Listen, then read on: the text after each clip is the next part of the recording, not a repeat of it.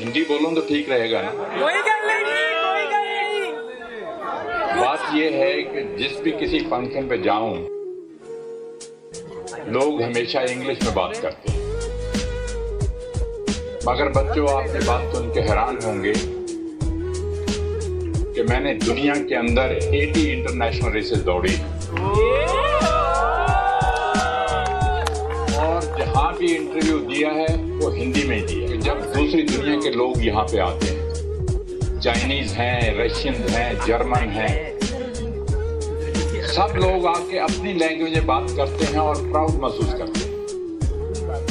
तो मैं हर जगह पे ये कहता हूँ कि हमें हिंदी बोलने के अंदर संकोच नहीं होना चाहिए और शर्म नहीं आनी चाहिए। जिस किसी फंक्शन पे मैं जाता हूँ, मिल्खा सिंह के बारे में बहुत कुछ कहा जाता है, मगर मुझे दुख इस बात का है कि मिल्खा सिंह को दौड़े हुए 60 साल हो गए। 60 साल के अंदर 130 करोड़ आबादी में से हम एक और मिल्खा सिंह पैदा नहीं कर पाए। मुझे इस बात का दुख है और मैं ये चाहता हूं कि ये दुनिया छोड़ने से पहले मैं देख के जाना चाहता हूं कि जो गोल्ड मेडल मेरे हाथ से रोम ओलंपिक में गिर गया, जो तिरंगा झंडा मैं नहीं लहरा पाया, जो नेशनल एंथम मैं नहीं बजा पाया, आप लोगों में से कोई ना कोई ऐसा नौजवान उठना चाहिए जो गोल्ड मेडल। मिल्खा सिंह को ये मालूम नहीं था कि ओलंपिक गेम्स क्या होती हैं, एशियन गेम्स क्या होती हैं, 100 मीटर क्या होता है, 400 मीटर क्या होता है। मिल्खा सिंह को कुछ मालूम नहीं। इसका क्रेडिट जो है, आज मिल्खा सिंह का नाम अगर दुनिया भर में है या इंडिया का नाम दुनिया भर में है, तो इसका क्रेडिट मैं आर्मी को देता हूँ।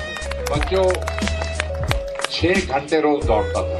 Oh my God. और दौड़ के बेहोश होके गिर जाता था नीचे, ब्लड मुंह में से जाता था, वॉमिटिंग होती थी, डेथ बेड पे कितनी बार पड़ा रहा, मगर इरादा इतना मजबूत था कि मैंने वर्ल्ड रिकॉर्ड तोड़ना है, मैंने वर्ल्ड रिकॉर्ड तोड़ना है, मैंने वर्ल्ड रिकॉर्ड। गिरा पड़ा हूं, मेरा कोच मुझे पता क्या कहता है आपके कानों, मिल्खा एक और लगानी है।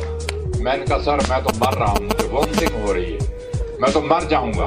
कहता है चाहे मर जाओ मगर एक और लगानी है, वही आपको वर्ल्ड चैंपियन बनाए। मुझे अभी तक याद है कि जब मैंने कॉमनवेल्थ गेम्स के अंदर गोल्ड मेडल जीता, पंडित जवाहरलाल नेहरू प्राइम मिनिस्टर थे। जब क्वीन आई, उसने आके मेरे गले के अंदर गोल्ड मेडल डाला और 1 लाख अंग्रेज, 58 की बात आपको सुना रहा हूं कि उस टाइम इंग्लैंड के अंदर बहुत कम थे।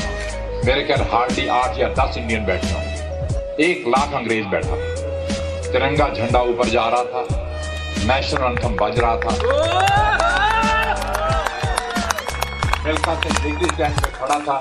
जब अनाउंस हुआ तो मेरी आंखों में खुशी के आंसू थे, रो रहा था मैं खुशी से कि मिल्खा सिंह की आज सही मायने में आपने अपने देश का नाम ऊंचा किया।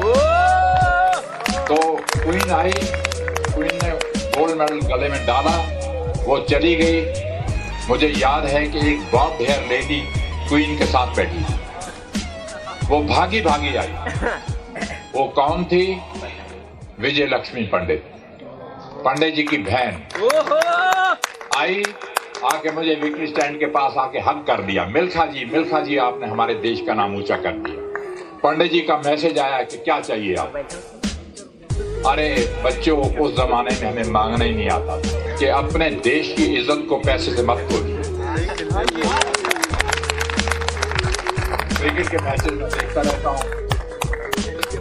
आज मैच जीत गए कल हार गए, आज मैच जीत गए कल हार गए, क्योंकि सारा पैसे का मामला है। तो जहां भी जाता हूं मैं वर्ल्ड के अंदर, वहां मैं लोगों से ये कहता हूं कि आप हमारे एम्बेसडर हैं।